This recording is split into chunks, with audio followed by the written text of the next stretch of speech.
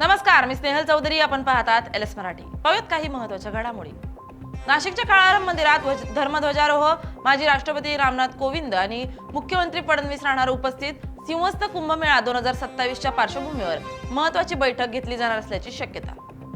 मंत्री उदय सामंत आज नाशिक दौऱ्यावर. सामंत यांच्या प्रमुख उपस्थितीत शिवसेना आढावा बैठक पडणार पार.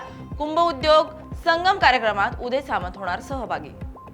गोकुळबाबत सर्वोच्च न्यायालयात निर्णय शक्य. शिवसेना आणि राष्ट्रवादीकडून सर्वोच्च न्यायालयात याचिका दाखल. याचिकेवर आज सुनावणी होऊन निर्णय होण्याची शक्यता.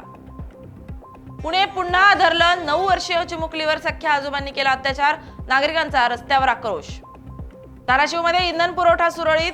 अफवांवर विश्वास ठेवू नका. नागरिकांनी गरजेपुरतच इंधन घ्यावं. जिल्हाधिकारी कीर्ती पुजारी यांचं आवाहन. पुण्यातील भीमाशंकर परिसरात वाढत्या उन्हामुळे वणव्यांच्या घटनांमध्ये वाढ. आगीमुळे वृक्षांसह अनेक सरपटणाऱ्या जीवास धोका. कोल्हापूरच्या वारणा नदीला जलपर्णीचा विळखा. शेवटी स्वतः नागरिक उतरले नदीपात्रात. स्थानिक नागरिकांकडून स्वच्छता मोहीम सुरू.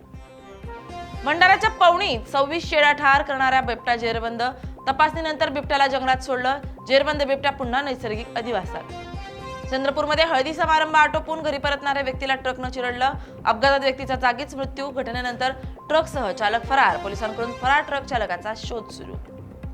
कोल्हापूरच्या चंदगडमध्ये 2 गवा रेड्यांमध्ये झुंज. 4 दिवसांनंतर जखमी गव्याचा मृत्यू. गव्याचा मृतदेह दहनानंतर दफन. या होत्या काही महत्त्वाच्या घडामोडी. पाहत राहा एलएस मराठी.